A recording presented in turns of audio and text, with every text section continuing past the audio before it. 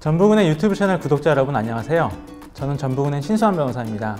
오늘 JB 스토리에서 소개할 내용은 바로 보이스피싱입니다. 보이스피싱에 관련된 뉴스나 기사들을 보게 되면 저건 대체 왜 속을까 한 번쯤은 생각하게 마련입니다. 그런데 막상 당하게 되면 정말 귀신에 홀린 듯이 당하게 된다고 합니다. 자신과는 거리가 먼 타인의 얘기라고 생각하시지만 막상 닥치게 되면 자신도 모르게 당하게 되는 범죄가 바로 보이스피싱입니다.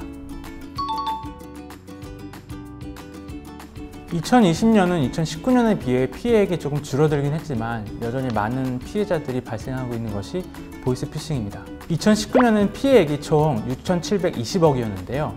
다만 피해금융 신청을 하지 않은 분들까지 계산하면 여기 보이는 통계보다도 더 많은 분들이 계실 거라 생각됩니다. 그래서 우리 전북은행 유튜브 구독자 여러분들은 절대로 당하지 마시라고 최근 유행하는 보이스피싱 유형부터 만약 이런 상황에 놓이게 되면 어떻게 대처해야 되는지 차근차근 알려드리겠습니다.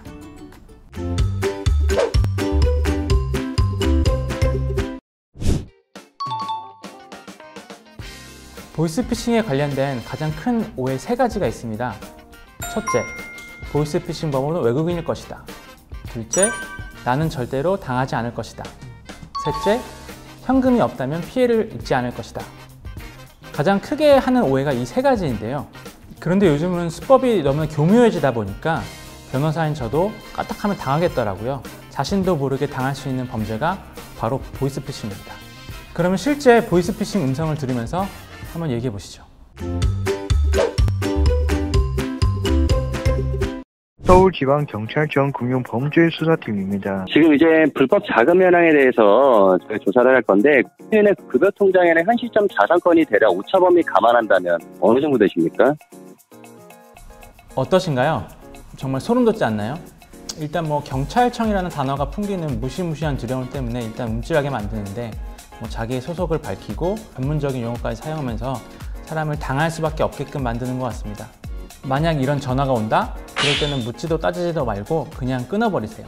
검찰이나 경찰 그리고 금융감독원 같은 공공기관은 절대로 전화로 개인정보나 개인 금융정보를 요구하지 않습니다. 특히 이체나 현금 인출기를 유도를 한다? 그건 100% 보이스피싱입니다. 바로 그런 불안감을 이용하는 거예요, 이 사기꾼들이.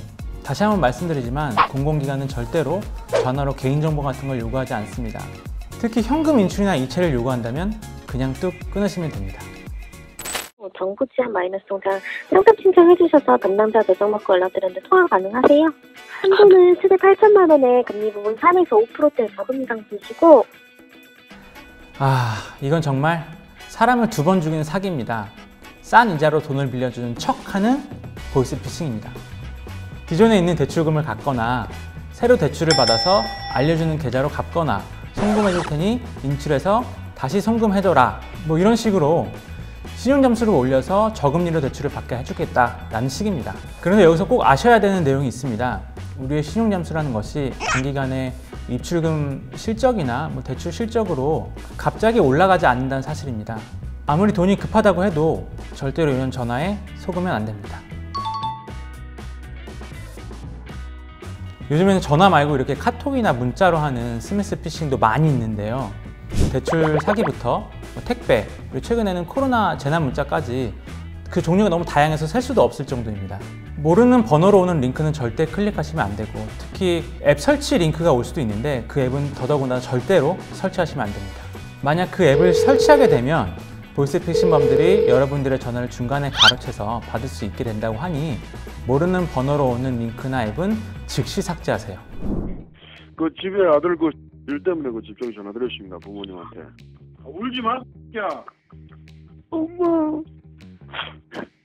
아까 가는 길에 여기 이사 아저씨들이 막 때려 우리 보고 돈 내놔래. 이건 그래도 좀 전통 있는 수법이죠. 만약 내 아이가 납치됐다는 연락을 받으면 그 어떤 부모가 이성적으로 판단할 수 있을까요? 이러한 심정을 이용하는 것이 바로 보이스피싱범들의 수법입니다. 이러한 전화를 받으시면 조용히 주위에 있는 사람들에게 가족의 안전을 확인하시는 게 가장 좋은 방법입니다. 그리고 평소에 자녀의 동선을 따라서 연락할 수 있는 연락처를 알아두시는 것도 좋은 방법일 수 있습니다.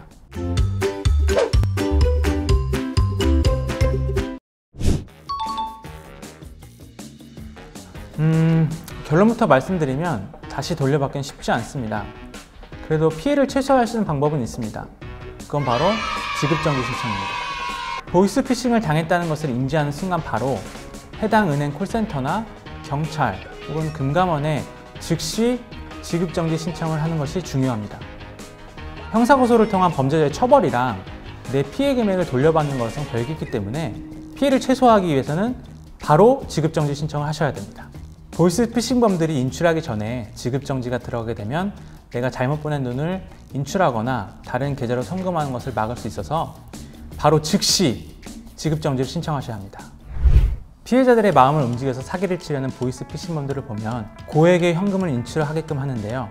꼭 이럴 때마다 하는 말이 은행 직원에게는 비밀로 해야 합니다. 그런데 은행에서는 고액의 현금을 인출하는 고객님들에게는 몇 가지 질문을 드리고 있습니다.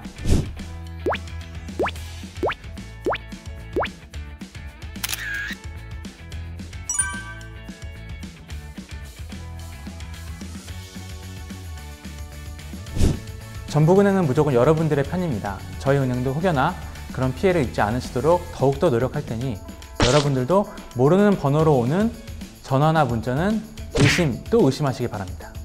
지금까지 보이스피싱에 대해 알아봤는데요. 많이 도움이 되셨는지 모르겠네요. 다시 한번 말씀드리지만 최고의 대처는 예방이라는 거 잊지 마시고요. 지금까지 전북은행 신서한 변호사였습니다. 구독, 좋아요 잊지 마시고요.